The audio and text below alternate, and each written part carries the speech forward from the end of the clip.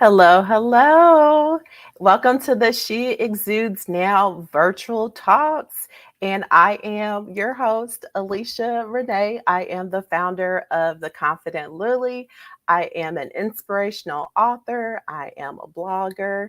I'm a certified life coach specializing in confidence and empowerment for women. And as you can see, I am a speaker as well. I'm all things because it's like I'm every woman, but God has given me so many talents, and we are here to just display some of those. I have an amazing speaker here today that is going to join us to discuss the topic of healing after divorce. And we're going to talk about what that actually looks like. Yes, it can be an emotional conversation, but we want to let people know that all is not lost, that it's just a hurdle that you may have to go through, but there can be healing and there can be success and victory on the other side of it. So, thank you so much for tuning in. And without further ado, I am going to bring my speaker on the stage, Dr. J.L. Beasley. And I know her as Juanetta Beasley. She has become a friend and she has been so inspirational as well. She is a business owner. So I am going to let her say hi in just a moment. But before we do that, it is called She Exudes for a reason. So, what are we exuding today? So, today, Oh, you go ahead.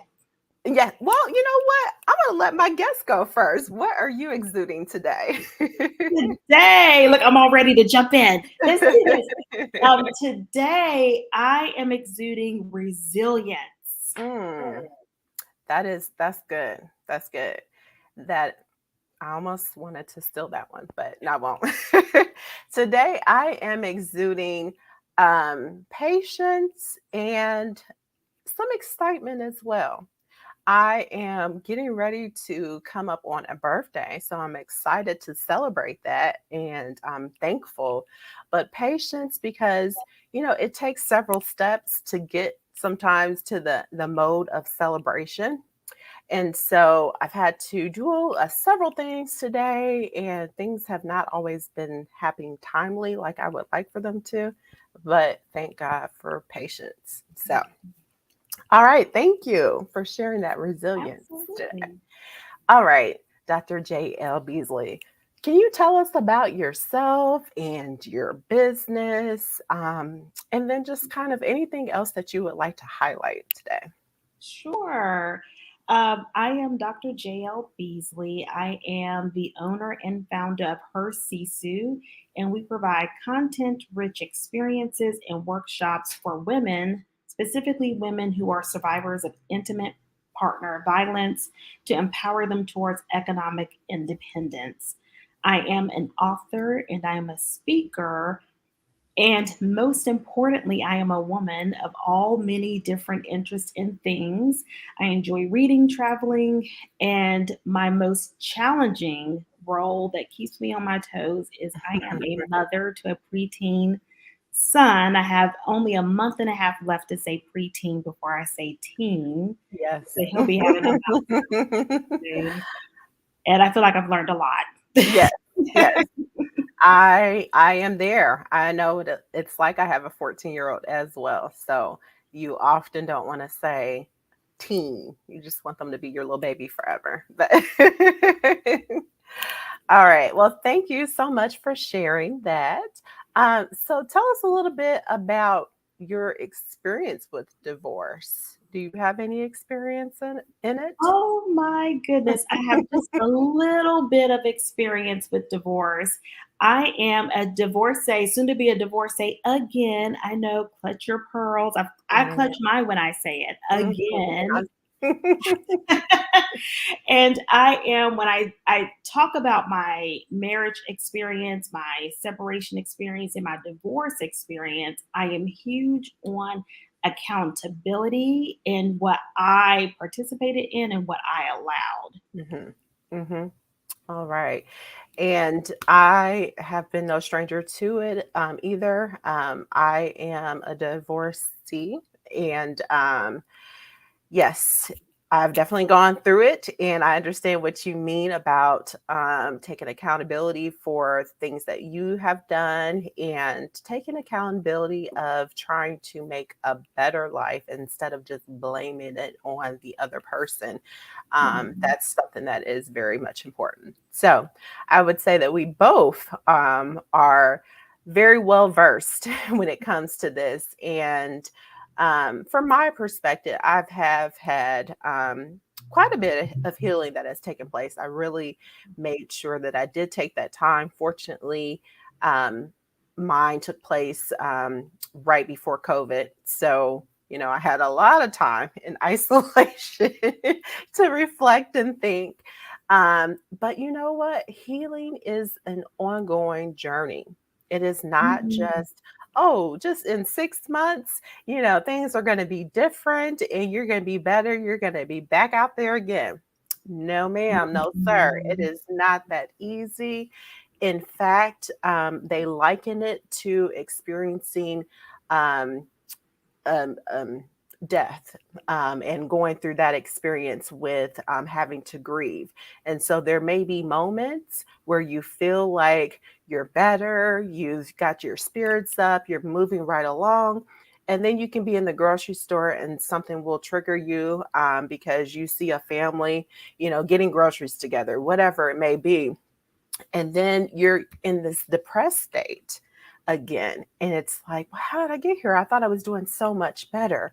But that is part of it because we never know when the triggers are going to come. And it's going to take some time to really dig deep into those wounds and to heal from it. So, that is what we're going to talk about today. And we hope to encourage people to get the proper healing that you need and provide some tips and some advice on how to get there as well. So let's just jump right into our conversation. I do have some questions that I prepared. So we know that going through a divorce is difficult. And I talked Mhm. about how, it is similar to going through, or losing someone, like as in a death. And so dealing with the aftermath of that is a whole nother subject because you literally have to pick up the pieces. And many times you have to start all over again with life. So for that new divorcee, that person who is just newly divorced, Mhm. what would you tell them that they need to be prepared for?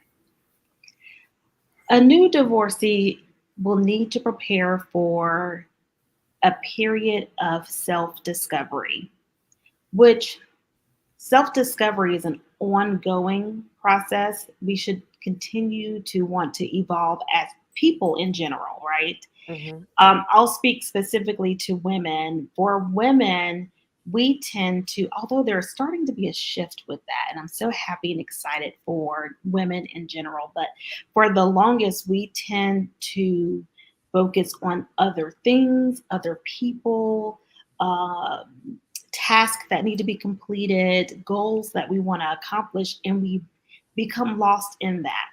Hmm.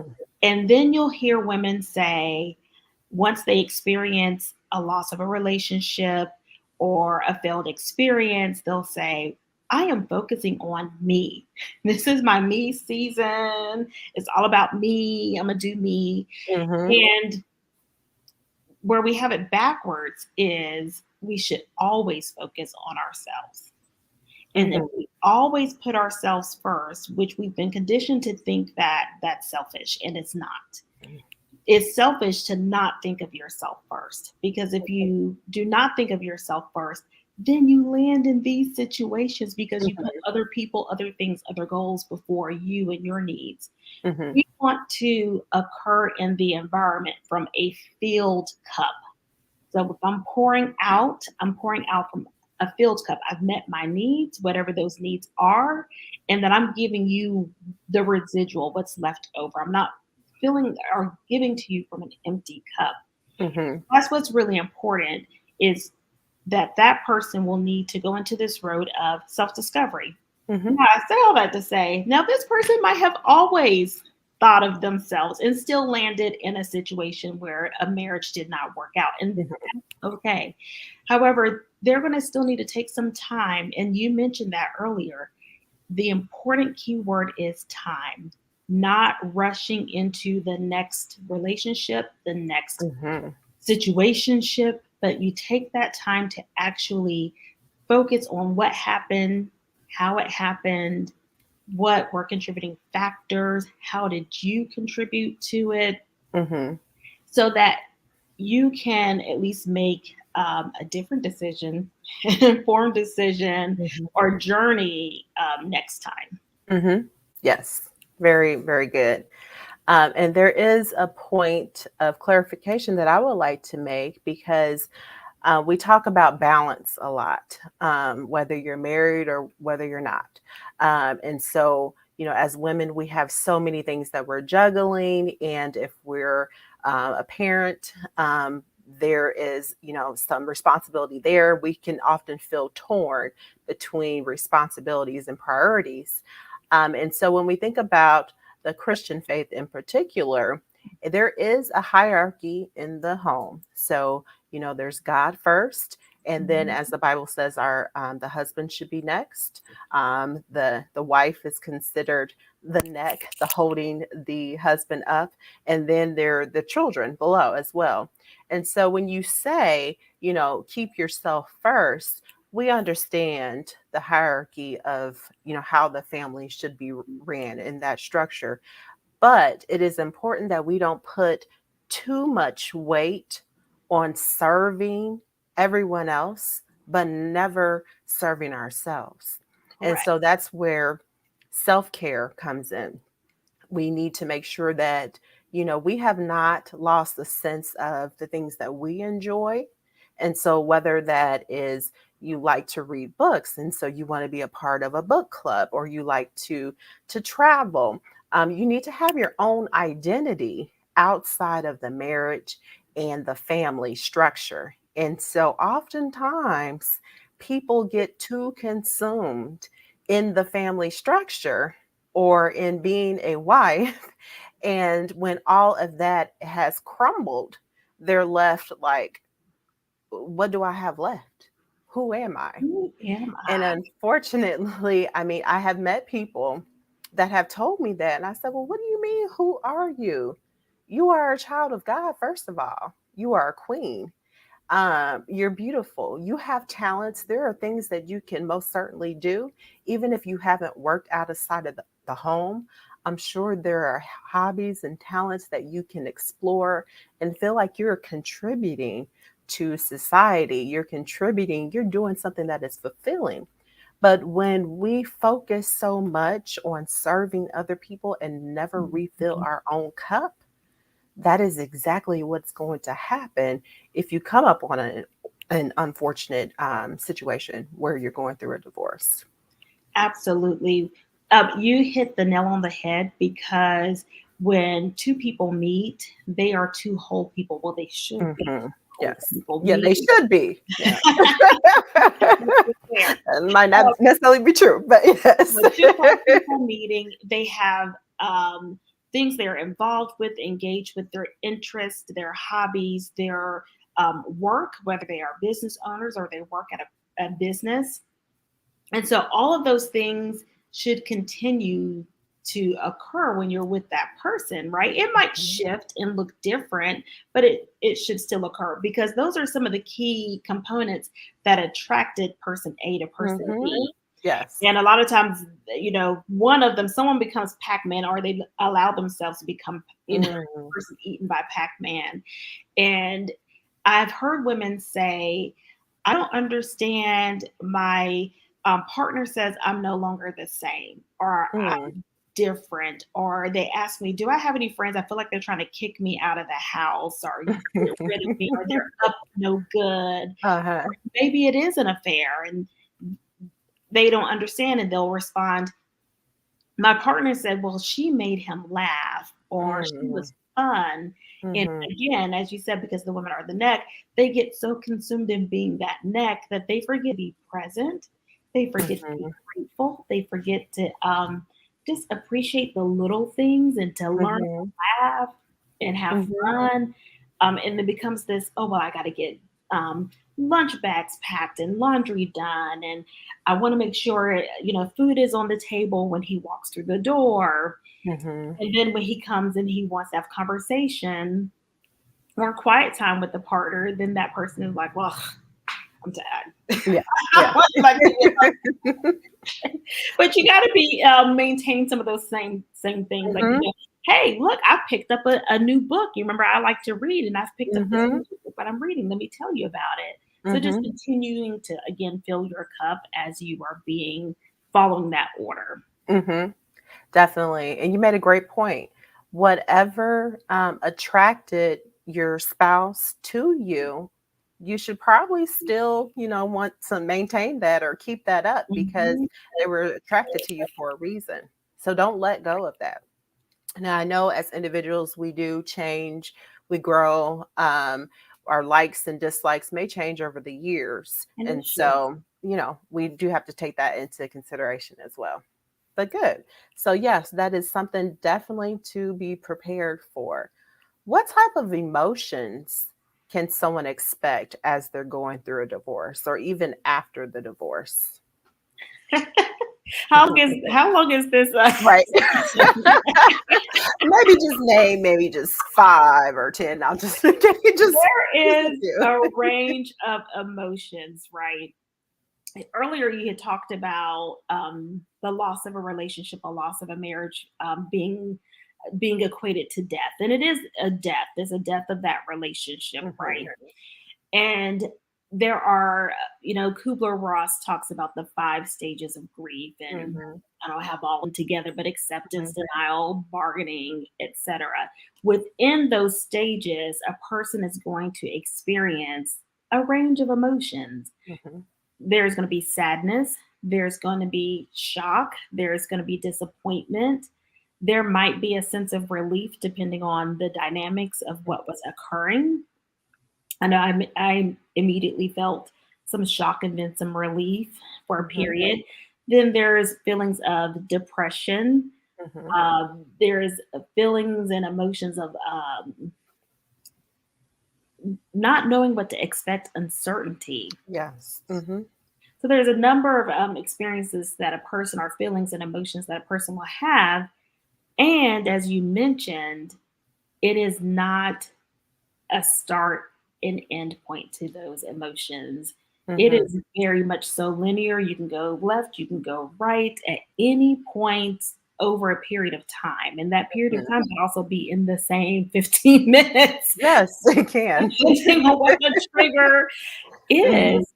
And just for people to have grace and patience with themselves as they're on that journey. mhm, The part that I hear from women the most, because that's who I have conversations with the most, are women, mhm, is this sense or feeling of being guilty of still appreciating some of the positive parts of the relationship. mhm, mhm, And let's be honest, there were moments in the marriage that were filled with happiness, that were filled with excitement and pleasure and great memories. And mhm, we still want to understand and know that it's okay to honor mhm. those memories and emotions as Yes. well. Mhm. That's a good point. If you are able to remain friends with the opposite, the spouse, then you can do that after you've reached a point of healing because we do want to give it some time because we don't want you to go back and forth emotionally. But if you are able to, then that's fine. You were attracted to them for a reason. You stayed in the relationship with them for a reason. That it probably was not all negative, and I say that as probably. But chances are it wasn't all negative. And so, we do need to honor that as well. The good things that came out of it and not just, bashing the other person. Oh, they did this, they did that. Oh, my time was horrible with them. Not necessarily. What are some good things that you can pull out of it?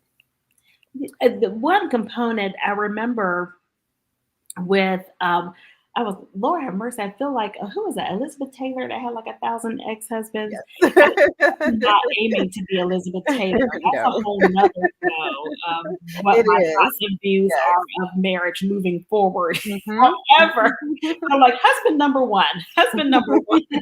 I remember because he and I have to communicate because we have a child together, right? Mhm. Mhm. And so I remember the first time we moved, we had transitioned to a space where we could be cordial. Mhm. And we're sitting at a sporting event for our son, and he brought up a memory, but Mhm. just as a joke. And it was relative to the situation. And so he was pointing out, he was like, "Oh, you remember when I used to joke about that?" And so he did like a joke about this person that was within our a couple of feet of us. Mhm. And I remember just bursting out laughing because I was like, "Oh my gosh, that's hilarious." And Mhm. we're chuckling. And then I immediately was like, Right. Don't wanna laugh too much with you. So I'm gonna give you the wrong It was impression. enough. That was enough. Yep. That was enough. But you have to, but finding your place with that person, depending on the dynamics, because some people Mhm. divorce and they do have children together, or they have businesses together that they Mhm. want to maintain. And so you have to even figure out what the new dynamics of that relationship is, Mhm. which requires communication more than once because it's similar to any other relationship that you have. If you have a person that you work with or do business with, or Mhm. your own children, you're not going to have just one conversation, right? And expect it to be perfect. Mhm. And if you are having that, please let me know how that works. 'Cause I need this. But it's going to be some revisits of some different Mhm. topics. Mhm. Definitely. Now, for my personal experience, since we're talking about co-parenting and life after divorce, working with the ex, mine wasn't so pleasant. Even to this day, and we have been divorced for about 9 years now. Hmm. It just was not pleasant at all. Just because I had someone that did not want to work with me. And Hmm. so, and that was the difficulty that was in the marriage as well. So I will say that sometimes you may not have the most pleasant experience, but if you can get to a point where you can focus on being good parents, and that's the common denominator. And so you created this person together, you created this person in love, and you Hmm. want to be able to rear this child in a way that they know that they are loved on both ends. That, okay, yeah, my parents are no longer together, but they love me and they're working to the best of their ability to give me a great life. You don't want to have a child that is seeing their mom or even their dad struggle, or Right. seeing that their parent, sad, or hearing the parents go back and forth bickering and fighting, because what is that going to do to them? There's so many, and that's another conversation as well, but there's so many emotions, and there's another dynamic that they may be experiencing. They may be thinking that the divorce is because of them, or they may be thinking, that if they could have saved it, or why are my parents like this? Why are they argue all the time? I don't understand it. One thing Right. you don't want to happen is for them to think that this is normal, and for that to normalize in their relationships in the future, because we do Correct. eventually want to break the cycle.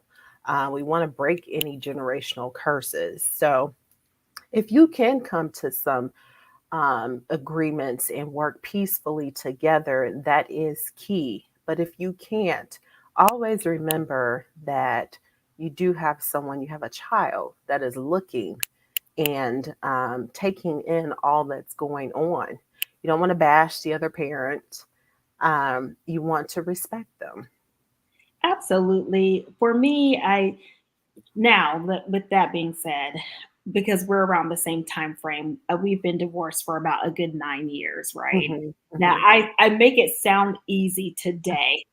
That was about a 6-year journey before we got to a point of Mhm, being just cordial with one another. mhm, And what moved me was a response from our son. And there was an ask he had that my response was no. And because we have this schedule where we share him lovingly, mhm. and he said, "Well, that's all right. Because when I go back home to my daddy's house, don't worry about it." And I said, Oh. "Wait a minute, hold on." And that was the wake up call for us. And now we've had at that point multiple conversations about how do we come to agreement with how he is raised. Mhm, But where I had driven the point home was in healthcare, because that's my background is healthcare. Even with, because we are all human beings, even with people that were slightly difficult to work with, the one point that would always bring us back together was patient safety. mm, And mhm, so it's like no matter what angle you're coming from, we all agree that we want to keep patients safe, right? mhm, And so once we came to that alignment, we could, it didn't mean we had to be best friends. We're not going to go have lunch together or drinks after work. mhm. That's fine. But we're going to come together. We're going to make it work because we got to keep patients safe. And so that was the Yes. angle Yep. I For used the with his father was, okay, we have this one egg in this basket. He Yep. has no other It choice sounds but to like be you're breaking up a um, little bit, but what I heard you say was that you had a common goal and you came correct. together for the sake of the mission at work. Same thing with the Right. household, with the child. You come Yep. together for the sake and the Come mission of the together child. for the sake of that child. And that was the turnaround point for us as well. Are you able to hear me clearly now? Yes. Okay, Mhm. perfect. Yes. Mhm. Yep. And one thing we you mentioned was the different stages of um, grief that you'll have to go through. And so I did want to make sure that I highlighted those because some people may be unaware of the Hmm. various stages. So one of them, and I think they kind of bundle them together, but the expanded version, there are 7 stages of grief. So one of them is shock. There's that initial shock, like, what? We're really doing this? Like, I know I Hmm. said I'm gonna leave the house for a little while, and I probably, I got that apartment too, but oh, my life is really about to change. So you're in shock. Right. Then there's the denial. You don't really believe that this is happening. Maybe you can figure something out and, flip the script, change some things. You just don't want to believe it's happening. And that may be true as well for maybe there's one party that doesn't want the divorce and there's another party that does want it. So they may be really struggling with it. And then there's the bargaining. So you may be bargaining in your mind. Well, if I had done this, or maybe if I can go back and, tell him that I'm going to start doing this XYZ better, and I'm going to be this person that he wants, even though we've already tried 10 times. Um, if I could just be a little bit better, One more then, time. it'll work out. Not necessarily. Not necessarily. Then there's the guilt stage. So you just feel so guilty. Guilty because maybe there were some things in the relationship that you could have done better or that he could have done better. You guys could have worked together collectively better, but you didn't. Or, you just might feel guilty overall because now you feel like you've gotten this big F on your forehead, like F for failure.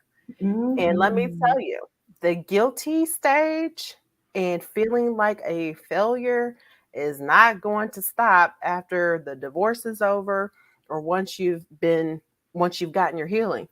There will be other times where you're feeling like, oh my gosh, this is terrible. What do people think of me? Hmm. Am I not able to be loved? Am I not able to give love? And so that's absolutely not true, by the way. I Mm-mm. going to detail about that in my devotional, She Exudes. But we need to know that we are still loved. And if you have not met the right person, that doesn't mean that you will never. There is someone out there for you if God ordains it. And while you're waiting, guess what? You got the best boo, bae, hubby, or vice versa.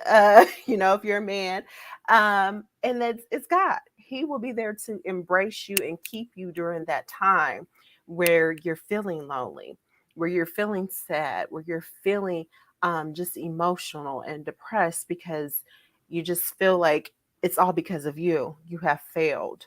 Or when you're feeling angry, you've got the best comforter right there to walk with you during this time.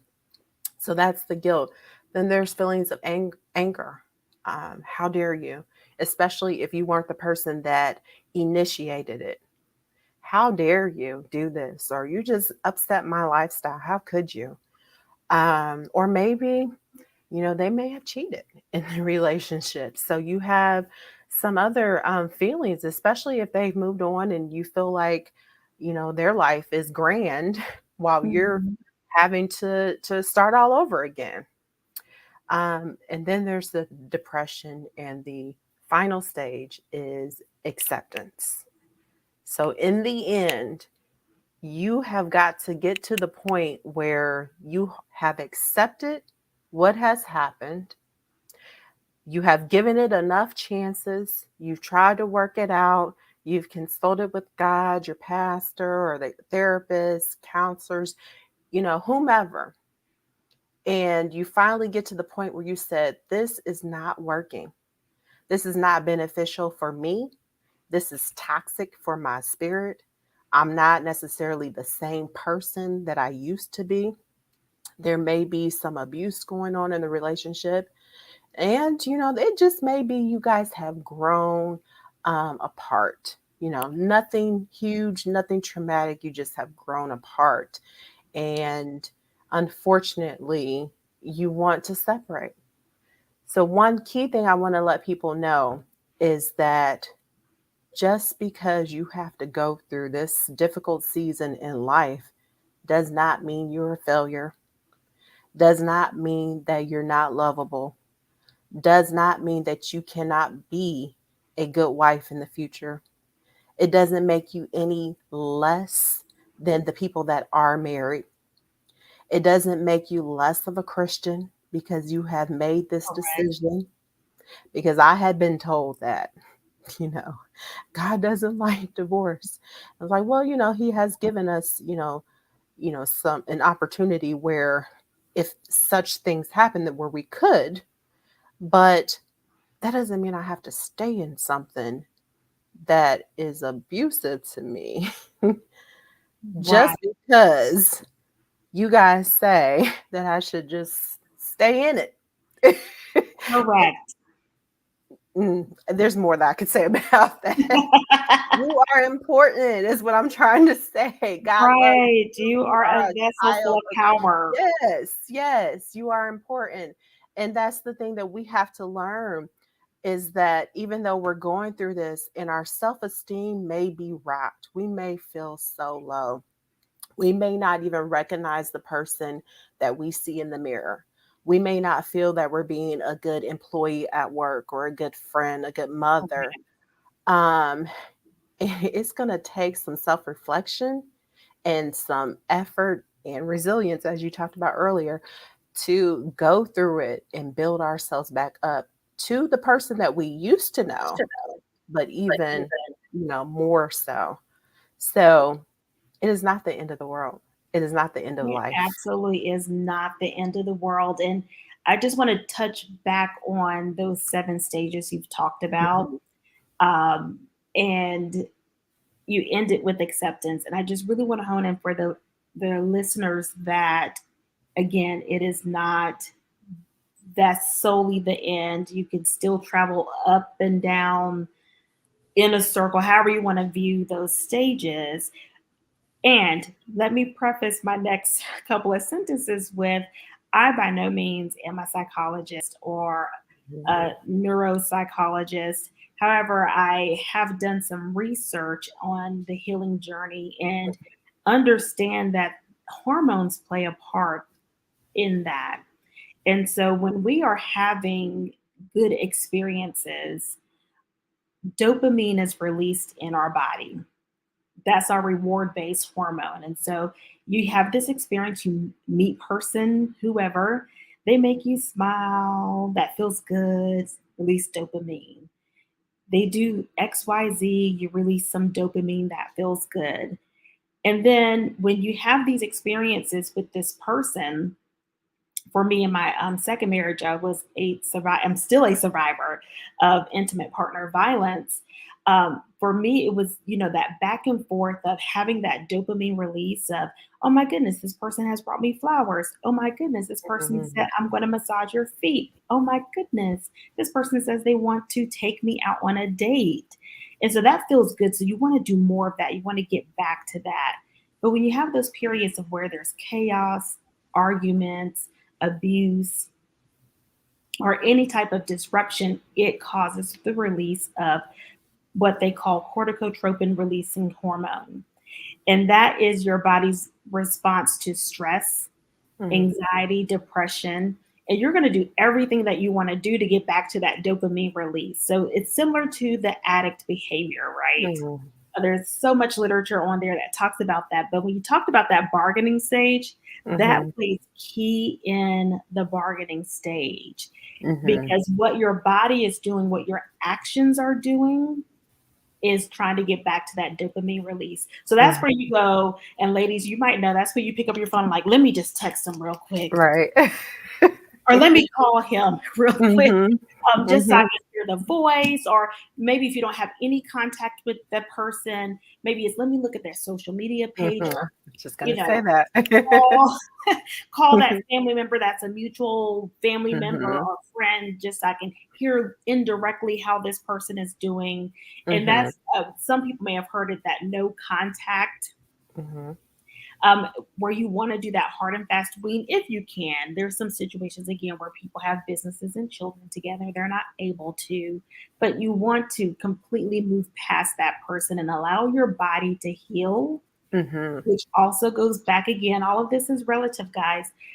It goes back to when you're filling your bucket, then you have your own sources of dopamine that you can replenish your body, your own sources of reward, versus it being just that person. That is so good. I love that, because we should be recognizing that even outside of marriage, if you're dating, that's important as well, because you don't want to be so into someone that that is your only source of happiness. Um, I absolutely loved how you said to refill your own bucket and get that experience on your own. And so now you're able to come together and you're two whole people, you know, not one and a half or not two halves making one. Right. That's where it's important to have the tribe, because we were talking about that at the start of, what are some things that people might experience, emotions. And I talked about, looking inward, but you also want to look to figuring out who's going to be a part of your tribe, who's going to be that person you can call at any time when you're experiencing those range of emotions, to say, hey, I am feeling this, or I am in a space where I need to get out of the house, or hey, girl, when I feel like I want to text him, I'm going to text you. So if at 2 a.m. in the morning, you get this random, hey, I love you, I just wanted to say hi. That was really for him, but I text you, girl. But Yes. you really want I need to, that. right? Really identify who's your tribe. I will share with the audience what I've learned both times around is that the tribe that I thought would be the tribe did not end up being the tribe that was truly the tribe. And you go through the grief process with that as well of, oh my gosh, I thought this person would be, here for me in that way or be Mhm. supportive in this manner. And so, really, just being open to it being different people. And I would say this time around, because not a lot of people know how to respond to someone who is a domestic violence survivor. Mhm. I've had, it's been mere strangers that have become, they were part of that outer circle. Now they're part of the inner circle. Mhm. Mhm. Yeah. I definitely believe in networking and finding your tribe, finding the community of women to support you, being around other like-minded women. And in order to do that, you have to be open. You have to be receptive to it. So I know a lot of people that, kind of you have a fear of meeting other people or, thinking outside of the box. You only want to associate with these few people that you've known for 20 years or you go back to middle school with or your family members.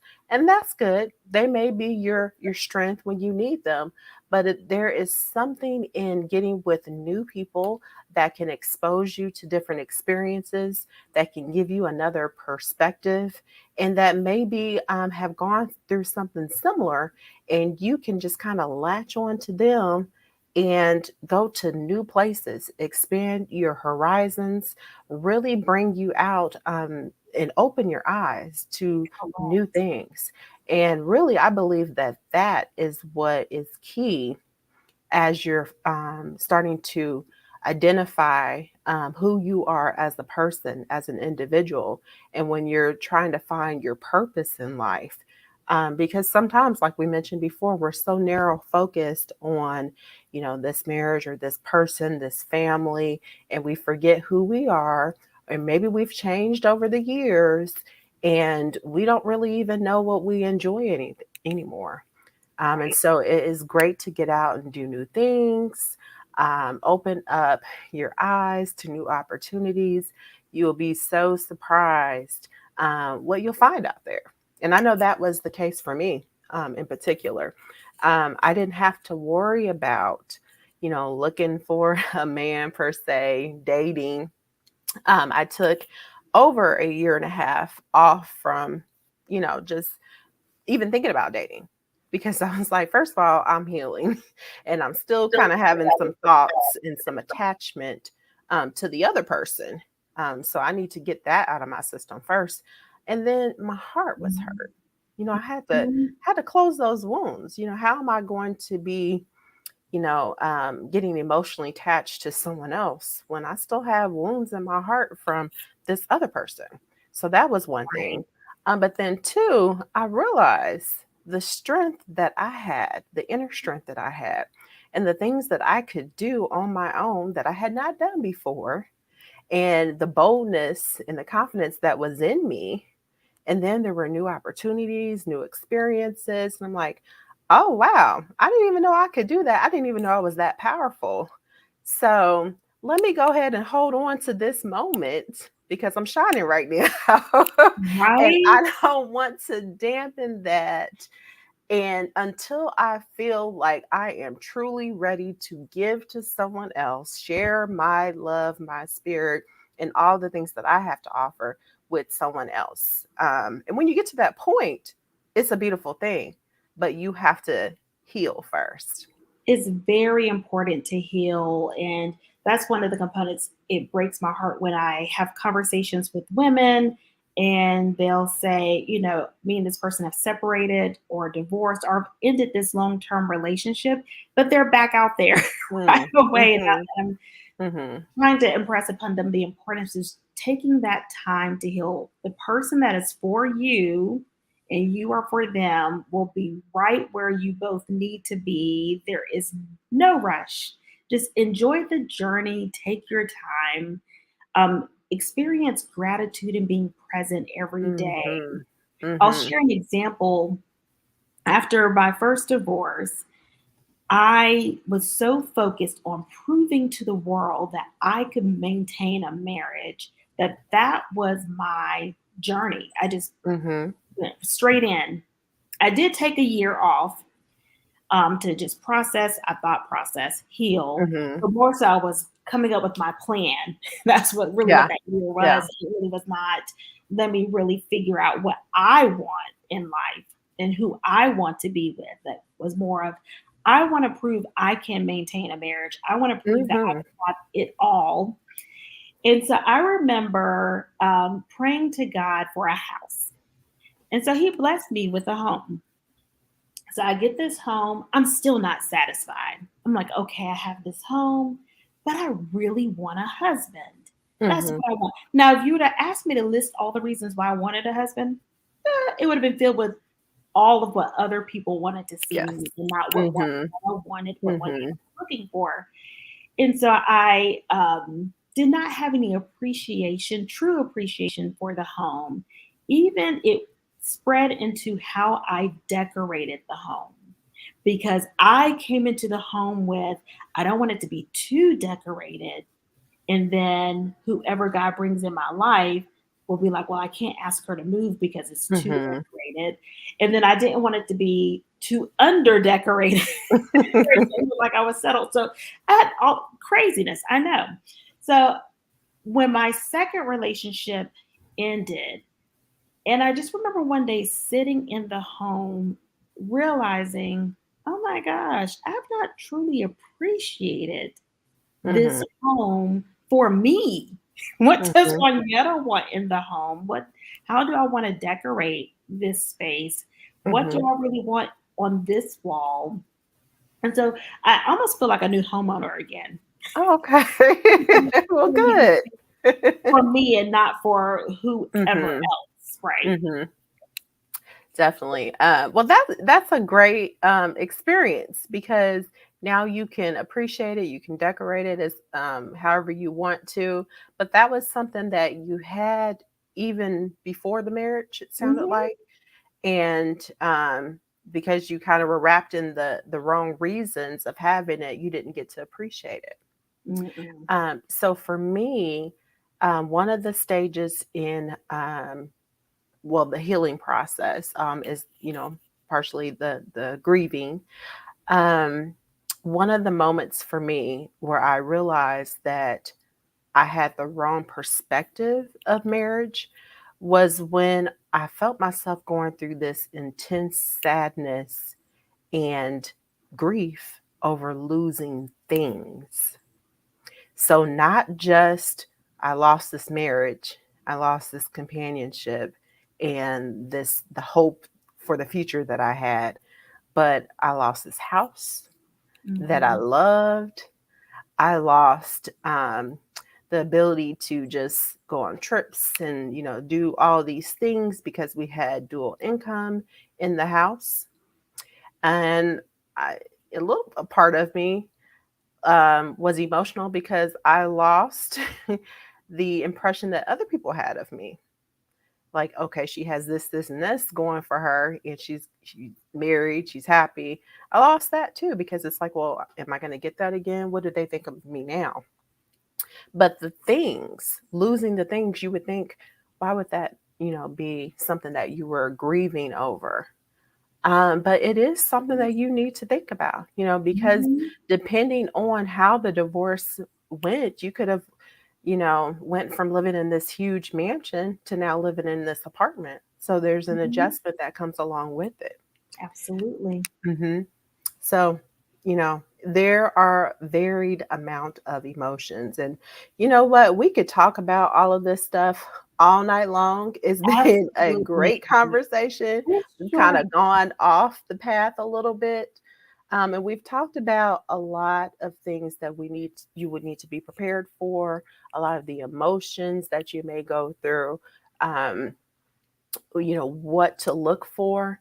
But what are some of the good things that you may not even expect to happen after a divorce? And you can, talk about or share any personal experiences as well.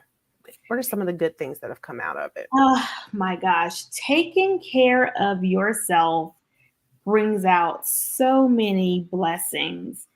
I have been in this rat race of doing all of the things that impress other people that I really focus this time on really what does Juanetta want to do and forget what other people think about what Juanetta wants to do.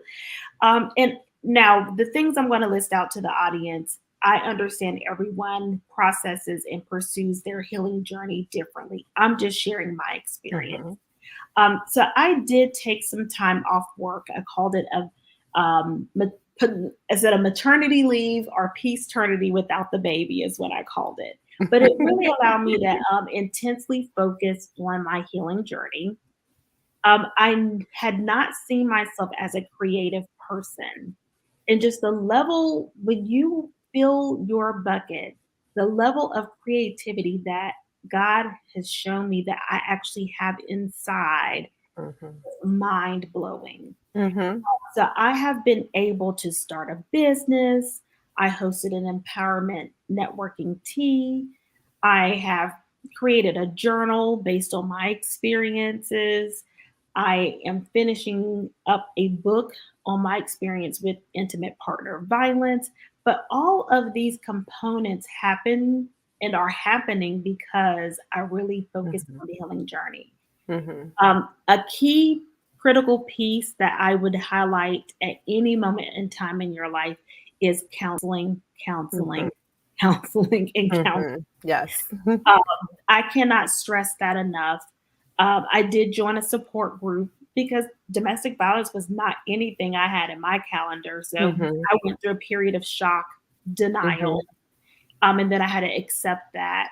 And so I found a tribe within that support group, Mhm. but just the me opening my mouth and being vocal about my experience, which of course, which is a whole nother topic again, Yes. which is a lot for the African American community. You don't you don't put business out there in the Mhm. Right. but I have been very vocal about my experience and just the number of women that have reached out to me by phone, by text, Mhm. by direct Mhm. message to say, this has happened to me too. And the more that you talk about it, it's freeing me, it's healing Mhm. me. Yes. And so Mhm. that is honestly, Coach Alicia, what propels me to move forward. Mhm. Those phone calls and texts, emails that I've received from women that say, please keep putting the information Yeah. out there. Please keep talking about it because you're saying things that I'm not able to say. Mhm. Mhm. I remember having this conversation. You talk about all of the things that women think about. I remember having this conversation with the woman who told me she was dating a man and she was contemplating, she wasn't sure about accepting his proposal. Mhm. She was struggling with that. And she says to me, she was like, he bit me. Mm. And I said, "Oh my gosh." Oh. And I had to stop myself like, "Wait a minute, like that's okay, you have to make the decision of is that okay for you? Mhm. Like, is that okay for you?" And again, that person had to struggle, but she has to do that on her own time in her own journey because she was Mhm. right to not what is safe and healthy for me, but what will the church think? We talked about the Yeah. church. Mhm. What will other people think? And so it's really a crisis out here, and that's my mission on my heal. I'm still on my healing journey. It's an Mhm. evolving process of Mhm. my bucket and making sure that I'm making a difference for others. Yes. Yeah. Wow. So we talked a little bit earlier about meeting new people and being open to, new experiences. And I will say, um, Miss Wanyetta, Dr. JL, I am just so glad that I met you, because you are a example of that. We have so many similarities, Mhm. and I have recently, a little over a year now, started my business endeavors with the Confident Lily. But it wasn't until I had experienced another toxic relationship and decided I was going to have faith in God and take this leap and go to an unknown territory. And I went out there and I did it. And I had some reservations about it. I definitely doubted. But everything started to become clear to me. I began to find my purpose in journaling. And prayer and reflection, that is when I started writing. And, I'd already been asking God to show me my purpose, to give me the healing that I needed. And before I knew it, I had a devotional. And so that's how She Exudes came about.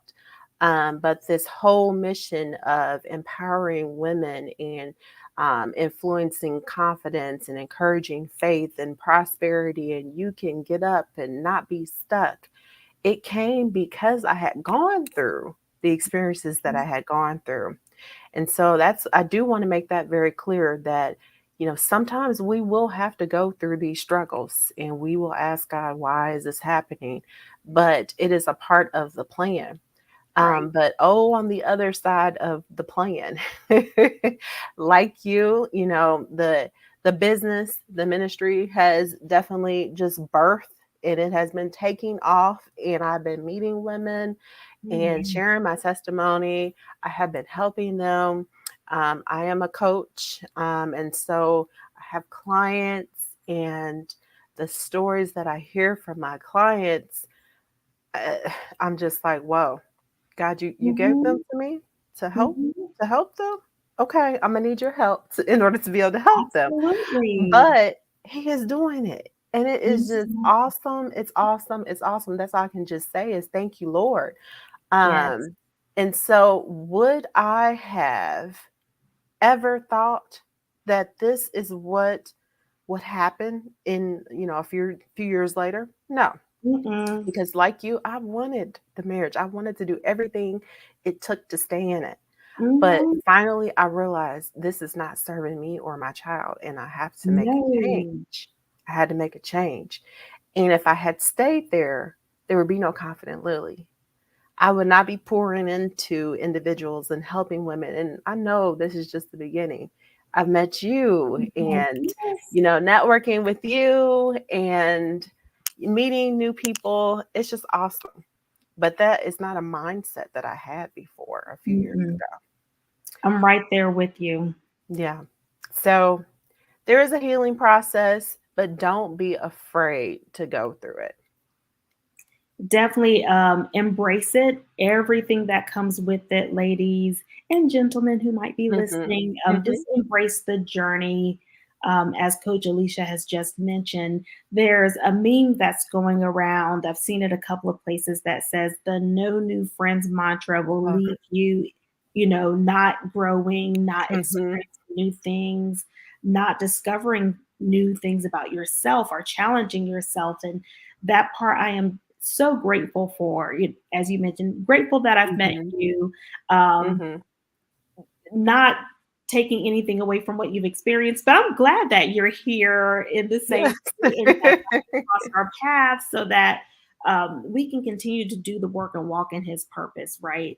Because Hmm. I can absolutely tell you that if I did not have my most recent experience, and I'm not saying by any means for those who are new to the faith that God caused me to go through divorce, because honey, let me tell you, God showed me red flags that I just chose to ignore. I'm gonna be Hmm. accountable about that. Hmm. But I ignored those red flags because I really wanted the MRS degree. That's factual. Hmm. Yep. But Yep. out of that Yep. experience, he has definitely provided prosperity, healing, and just the opportunity to help change lives. And I'm forever grateful to Hmm. Christ for that. Yes. And we didn't even get to talk about red flags. There's so many things that we didn't get to touch on. But if there was one or two things that you would say you morphed, or that just transitioned out of such a horrible time. I know you said you started your business, but any other emotions that you would say that you now have that you didn't have then, what would it be? Excitement for the Hmm. future because I have every day that I wake up, I make the decision to live life how Juanetta wants to live life. It might not Mm-hmm. be to family's expectations or friends' expectations, it's to my expectations.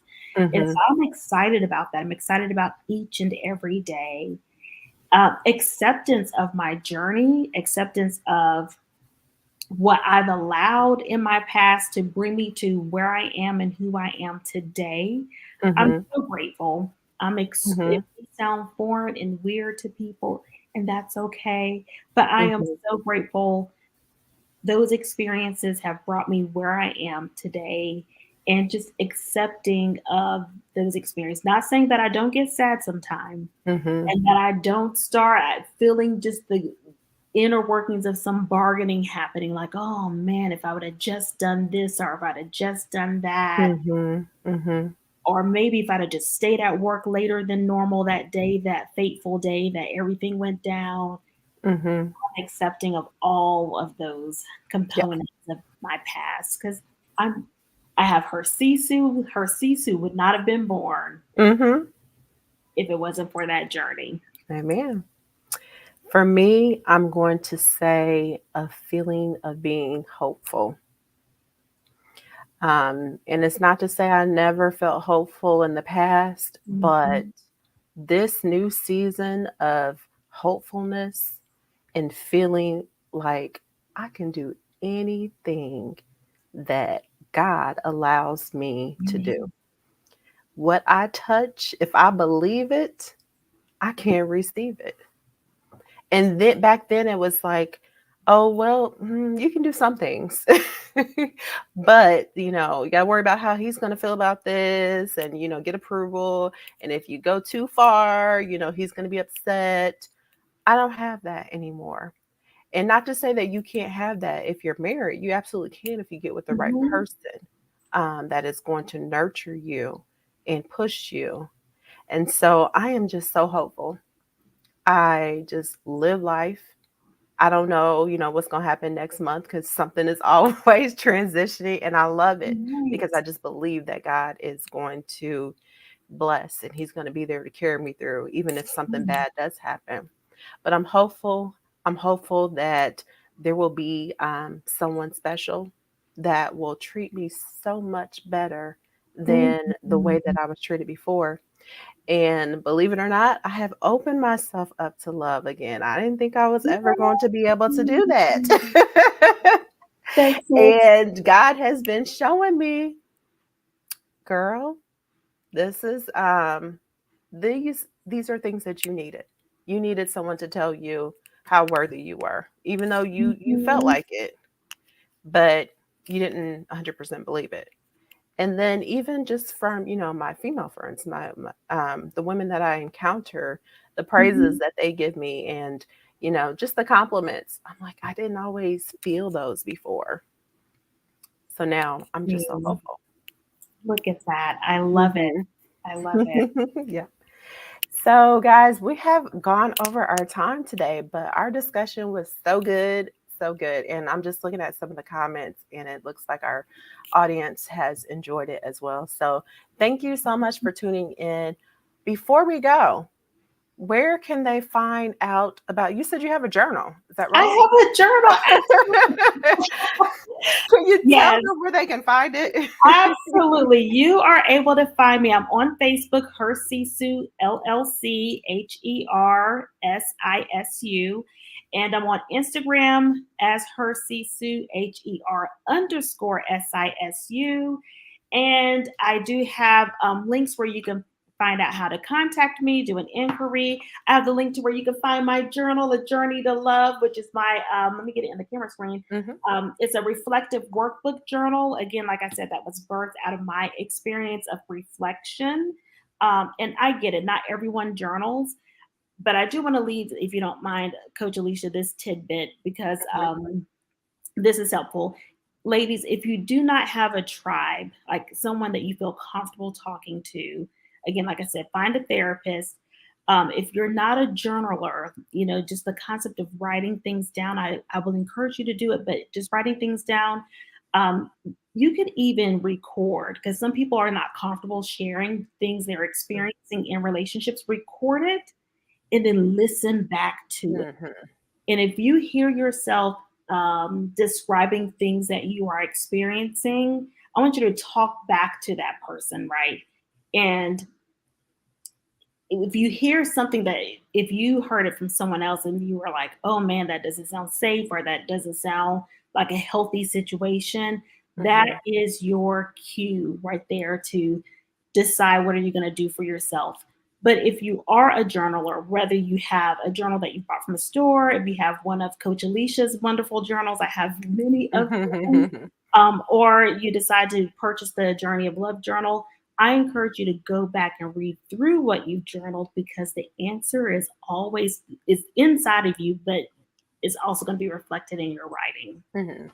That's key. That's important. Thank And you. I will make sure to put in the comments the links so you can find us on social media and your book as well. I also want to remind people about the She Exudes book, the She Exudes Confidence, Faith, and Prosperity. It is a confidence awakening devotional and journal. So there are so many scriptures here and affirmations that you can use on your journey to healing. I wrote it on my journey to healing, so I know that it will be a benefit to others. And if you're just looking for some quick inspiration, you don't have the book, you want to get started right now, you can go on my website, www.confidentlily.com. And it's Lily spelled like the flower, Lily. There is a free ebook. It is called Be Your Best Self, 5 Steps to Finding Your Personal Power, because that is the purpose of this, finding your Mhm. personal power after you have learned to heal. um, that ebook is totally free. So you just go there, enter your information, and you can download and print it off. So thank you all for listening. I hope that you've gotten something out of it and you have a great night. Bye. Thank you so much for having me.